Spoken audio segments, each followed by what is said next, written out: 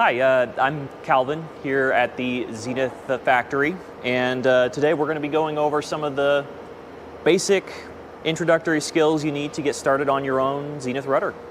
As you see, there's not a whole lot laid out on the table in front of me. These kits are really designed to be put together with pretty basic tools and skills. That said, there are some pretty important concepts that are going to save you some time and headaches along the way. So to start things off, I'm going to talk a little bit about parts prep. It's not the most exciting part of the process, but it is important and something you're going to be doing on every part of your rudder and the rest of the airplane. There's three basic steps that you're going to go through with nearly every part. First is, while the edges don't have much of a burr to them, they do tend to be pretty sharp. So the first thing we're going to be doing, and this is important for safety, is taking our edge deburring tool and running it along all the straight edges of the part. And for that, just going to seat it on the long edge and drag it down. Doesn't take much pressure as long as you have it set properly so that the blades can do the work. That V in the handguard sets the ideal angle. All you have to do is drag it along. And that smooths the edges out nicely, makes them much safer to handle. Don't worry about getting into every nook and cranny. As long as you knock the sharpness off the long straight edges, that's the most important part. Once the edges are safe, we're going to give the holes a quick pass as well. Off the CNC, this stuff tends to be really clean already, but it's always good to double check. And occasionally, there's a few holes that need to be touched up a little bit. And for that, there are specialized deburring tools, but you don't need them. Just something simple like an oversized drill bit. Very light pressure, one rotation or so, knock that extra burr off. It may take some time to get a feel for what needs to be deburred and what doesn't, but these days with this kind of manufacturing, it's really pretty easy and straightforward. If there are sharp corners on a part, using a flat file to knock that corner off so it's no longer a handling hazard, as well as if you have a whole line of holes that need to be deburred, flat file can come in handy for knocking all those off at once as well. Now the third step on prep here is the parts label. And this is something that it's got useful information, but it can't stay on the finished assembly. So I'm just going to quickly note down that part number with a Sharpie somewhere else on the part, not right next to it.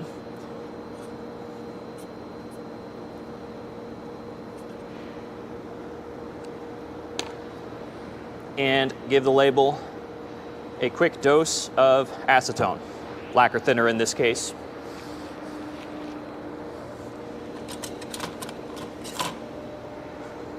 Covering it up helps so it doesn't evaporate as quickly, but isn't critical.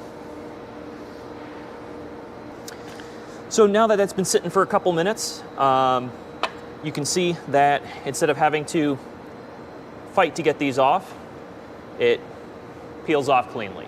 So the labels can be stubborn if you don't follow a process like this nicely, but if you do this properly, it ends up being a pretty quick and easy process to clean it up. But and the reason we got that part number down on there is, of course, without that identifying information, we could potentially lose track of what this is depending on the part and assembly. So with the edges and holes deburred, labels cleaned up, we're ready to move on to the start of the assembly process.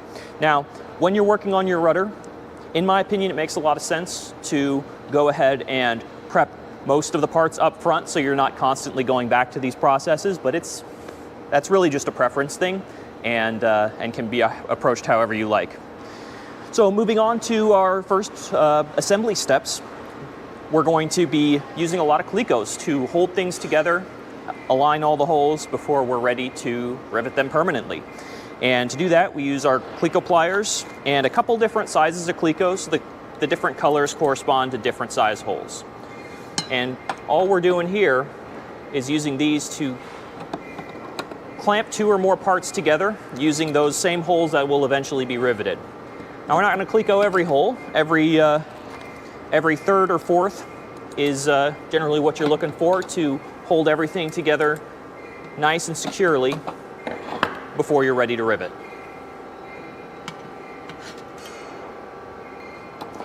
And taking clecos out is exactly the same as putting them in. You just make sure to squeeze all the way beforehand for both putting them in and taking them out. But they come right out and don't impact the holes at all. So while it is all quite simple, and honestly, you probably could figure it out by just diving right in and seeing what fits where, following a specific sequence will make your life easier in the long run, both in terms of not overlooking anything as well as doing things when you have best access. So for the Zenith instructions, we'll primarily look at 2 elements. We have the visual assembly guide, which is going to show how everything goes together visually and provide lots of specific references on rivet sizes and so forth. But that doesn't give you the full picture. You're going to pair that with the IPLs, which are the actual step-by-step component that's going to walk you through what to do when. And you're going to use the 2 in tandem to provide visual examples as well as the descriptions. But the best way to approach it is just go step by step. As you complete things, just check them off and move your way down that list. And when you get to the end, that section's done. Along with taking notes in the instructions, feel free as well to take notes on the parts themselves. Just like I marked down the part number when I took the label off, it's totally fine and in fact very helpful to mark things like, for example, if there's a line of rivets that needs to be saved for later for some reason or other, go in there, mark it off. Give yourself good, clear visual reference on these things, and it'll save you some headaches later on. Now, riveting is a very important part of the process as well, of course. These are what's going to hold the airplane together in the end. That said, pulled rivets are a pretty simple and straightforward process. You'll see here that I've only got 2 sizes in front of me. And that's because the vast majority of the airplane is these 2 sizes of rivets, which seems simple, but it is really important that the correct rivets are used in the correct holes, and at the same time, the correct rivet head is used with the correct rivets. There is a distinct difference in the size of the dome on the riveter heads, and each one corresponds to a specific type of rivet. It's very important that the appropriate head is always used with the appropriate rivet. So every time you're starting a new riveting step, starting a new line of holes, always double check. In terms of the actual installation of the rivets, it's a very simple process. The rivets are inserted into the holes. The gun is slid over them. The 2 things to be on the lookout here are that you're perpendicular to the surface or very close to it. You do not want to be too far askew. And that the rivet is all the way in the hole. We're all the way down to the surface. With these 2 conditions met, all we have to do is pull the trigger. And just like that, that's a nice rivet. Sometimes when you're working in more confined spaces, you may run into situations where it seems like you don't have space to get the tool in properly. In those situations, make sure to refer to the manual as well. Sometimes you have better access from one side and not the other, and these can make a pretty distinct difference in the quality of the overall finish.